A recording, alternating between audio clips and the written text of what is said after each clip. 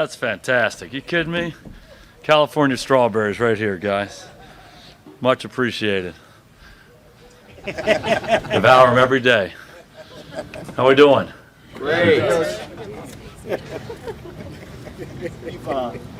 You've often talked about Dak and what he's accomplished and where he's getting better, but he turns 26 today. So can you kind of step back and just put it in the context of what he's accomplished at that position at the age of 26 and how rare that is?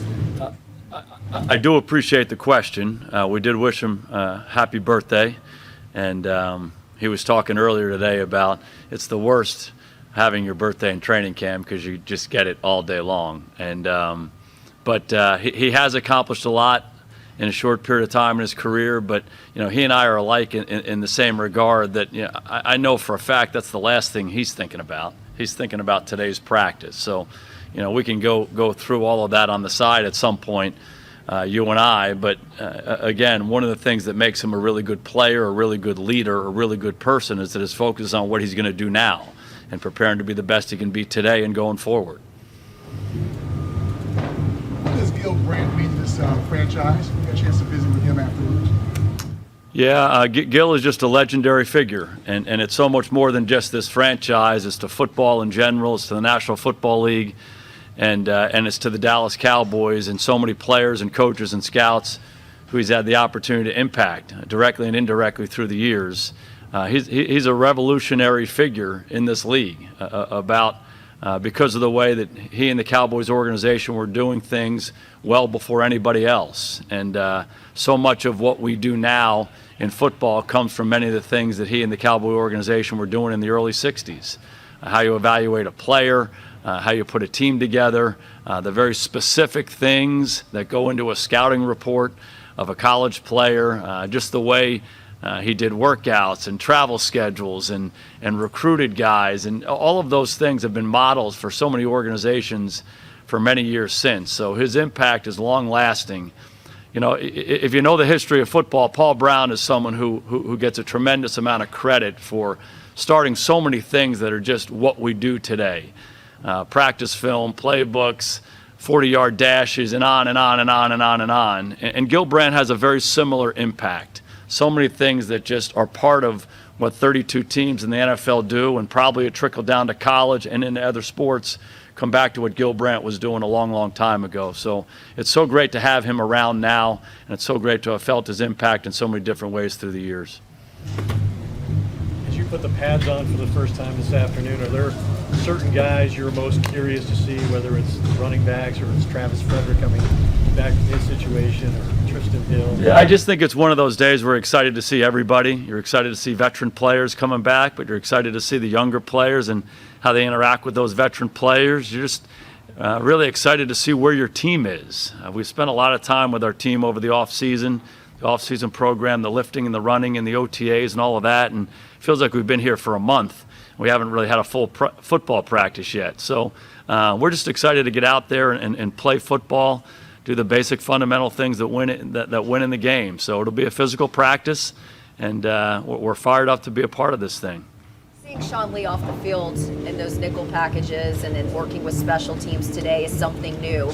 What does it say about him as a person that he's sort of embraced whatever role it is that he needs in order to be on this roster when he could have played a lot of other places as a starter this year?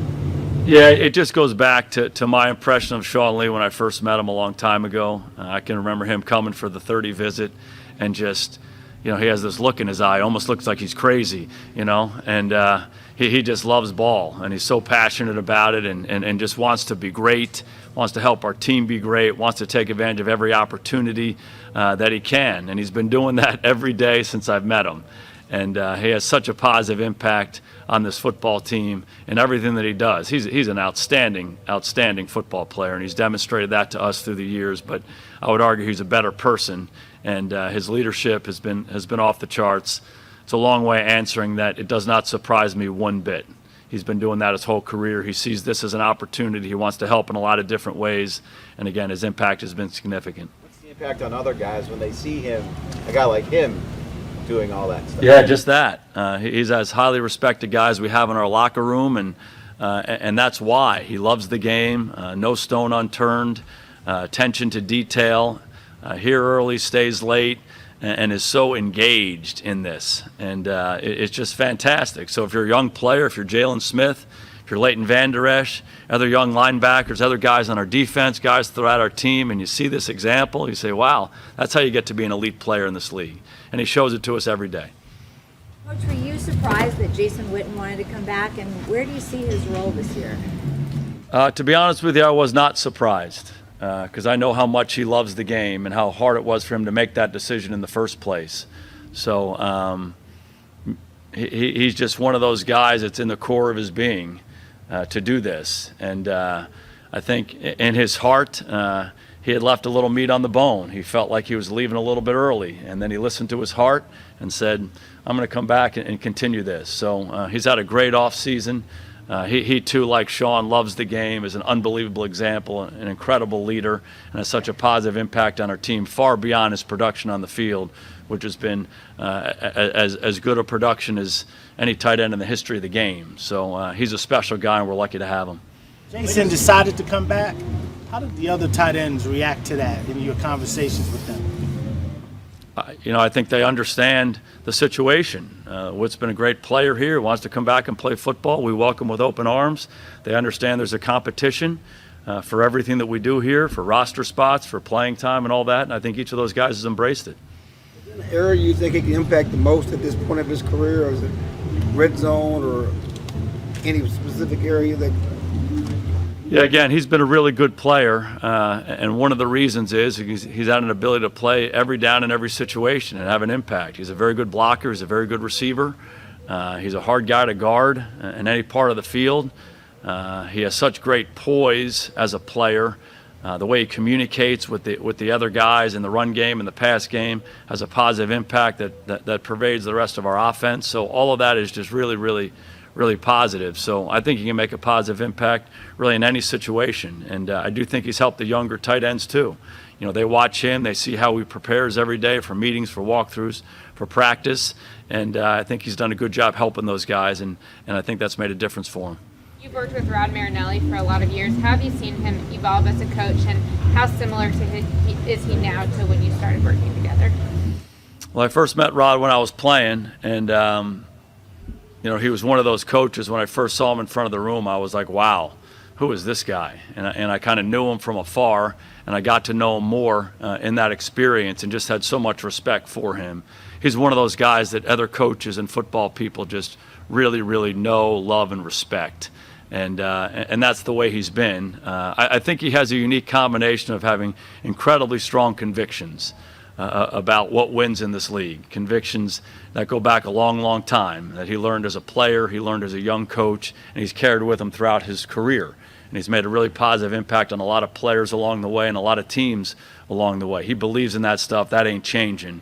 But his greatness is he can evolve and connect and relate to so many different people. And he'll tell you, the way I connect with younger players is I have high standards, and I hold them to those standards, and everybody wants that. And I agree with him. So he's a special guy. He's a hell of a coach, and we're lucky to have him as well. Get back to Witten for 1 second. Blake Jarwin developed it over the course of last year, certainly was at his best at the end of last year. How does you balance his continued growth with bringing Witten back, and do they go work hand in hand? Yeah, it's competition. One of the things that we believe very strongly in is you compete, and competition brings out the best. We have 90 guys in our team. We're going to 53. We'll bring 10 back.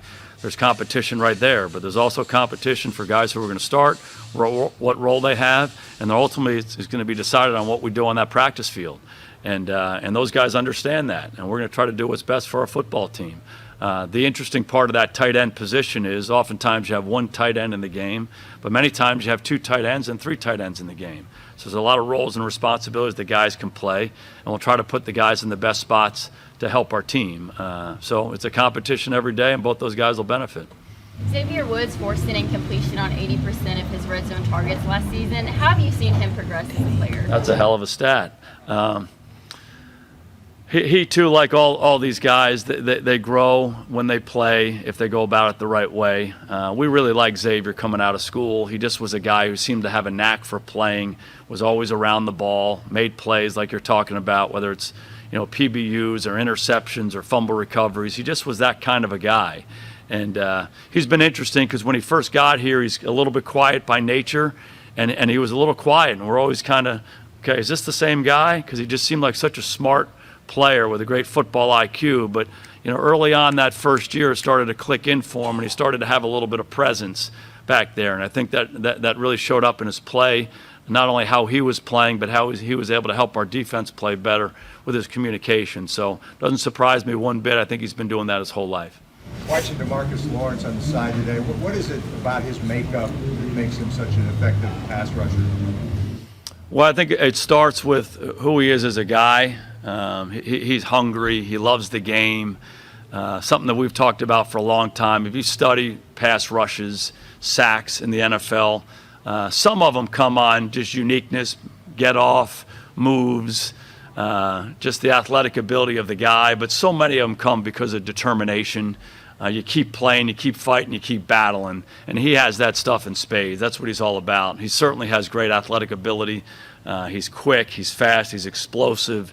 He has a repertoire of moves that are hard to defend. But I think at the end of the day, if you really, really watch him, it's about his determination to get to the ball and make those plays.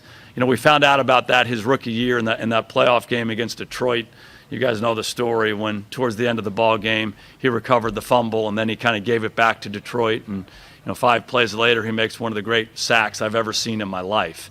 Most impactful plays, at the end of a ball game to do what he did, to win on the pass rush, get the quarterback, knock the ball out, and then recover the damn thing. I mean, I think that really is a great reflection on what he's all about, what's inside of him. And I think we've seen that the last few years. Leighton talked about trying to add upper body strength this offseason, taking on blocks better this year. Are you seeing that from the offseason in his development? Yeah, he just works hard. And he's such a young player, and he's got such a young body. And so he'll just continue to fill out. I mean, you look at him and you say, he's 250 pounds. I mean, he looks skinny, and, so he'll continue to grow and fill into his body more. He works so hard at it and cares so much about it. I think that's going to happen naturally over the course of his career. How good do you think those 3 linebackers can be? What do you got? I think they can be really good. 2 of them are really young players. They haven't played a lot of football yet. Even Jalen, he didn't really play regularly till last year. Leighton, really the same way. Sean's played a lot of football, obviously, but anticipated him playing a different spot. So, they're young at what they're doing, but there's so much promise there. They're really talented guys, and each of those guys they love it. They can't get enough of it. So I think that's going to allow them to play to the top of their window, and I think they also care about each other. They care about being great as a linebacking core and great as a defense. So they understand how to help each other and work together to do a good job. It's a really healthy competition that they all have. And when I reflect back on the best units we've had and I've seen, I think that's part of it. You're competitive with each other, but you're all doing it together, and those guys have that. As a coach now, and when you played quarterback, what traits did you most look for in a center? Great question. The center has to be a leader, has to be someone who understands what we're doing offensively really as well as anybody. So a guy who has a presence and a guy who has command is really, really important. Been around some great ones in that regard. They go up to the line of scrimmage, they take the ball in their hand, and they're just in charge of the operation. It helps the offensive lineman, it helps the quarterback, it helps the whole offensive unit function the way it needs to. So good centers are invaluable. I think it starts there. Obviously, you need to have physical traits to play. You need to be big enough, quick enough, strong enough. Your footwork, your technique, it's so critical at that position because you're snapping the ball. You got to get your hands up against really big-time players. So it's a challenging spot to play. And, we're fortunate that we have a really, really good one who has all those traits I'm talking about. Travis is such a smart guy. He has such a presence and command up there that everybody has so much trust and confidence in him. And then when the ball turns over, he's pretty damn good too. When he was on the headset last year, what's your favorite moment? I mean, you had a lot going on during those moments as well, but what stands out from his time on the headset? Well, I don't know that anything stands out from his time on the headset, but you've heard me say this a number of times. Since he was out last year, he was so engaged in our football team. It's like it was hard to describe. Every meeting, every walkthrough, every practice, on the headsets, talking all the time. He really developed a coach's demeanor, and he helped those guys. He helped Joe Looney. He helped the rest of the offensive linemen. He helped Mark Colombo. He helped the rest of our coaching staff, and that's just his nature. And you talk about leadership. That's leadership. Back to last year when you didn't know what was wrong with him, and there were moments out here where he struggled and was getting beat and seemed to be on the ground more than he had. When you guys were watching the film, did you ever say, something's not right here with him? Could you tell there was something? I think we did say that. We did say that. And what you said, I think, is accurate. You watched him, and he was on the ground more than he'd ever been. And he just didn't seem like himself. And so, hey, he's getting his feet underneath him. He's such a good player. He'll get going. But then it kind of continued, and then in some ways he didn't quite have the same spirit, and you didn't know if it was a result of that or a result of this. And ultimately, I thought he did a great job figuring it out, and our trainers and our doctors did a great job. And one of the more interesting situations we've been in, just the nature of the condition that he had, but how everybody handled it, putting him at the top of that list was off the charts. Model for the future of those kinds of things, and he had such a positive impact on our team, but we're really excited to have him back.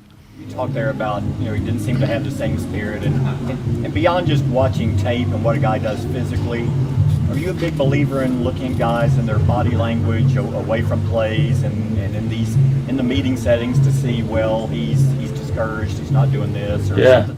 Absolutely. We do that every minute of every day. We're constantly evaluating guys. Body language is critical. How they handle themselves in a meeting, in a walkthrough, practice, walking down the hall at dinner, all of that. And you want guys who have a great spirit about them. And sometimes when a guy has a great spirit all the time and then maybe he doesn't have it right now, as a coach, that's an indicator to you that let's dig into that a little bit more. How's he really doing? Is it just something going on the field, or is there something else going on in his life? So that's part of our job as coaches. You had Tavon and Sean off yesterday. Do you have your schedule worked out for some guys, and will be the guys that will not practice here today? We do. We have a preliminary schedule. Travis will not practice today, and Randall Cobb will not practice today. So it's just those veteran guys, and as we have these days that are all bunched together, we just want to be deliberate in making sure they're getting the work in, but they're also getting a little time off as well. But again, that gives a younger player an opportunity, so that's part of the equation as well. Peel them back when they're probably saying, Coach, we've not really done anything yet. Yeah, but if you look at them, they ran the conditioning test. They had 2 days of practice, a lot of running. So again, you want to get into those rhythms so you kind of keep them healthy and fresh throughout in and around the work they're doing. Thank you. All right. Thanks for the strawberries, guys. Appreciate it.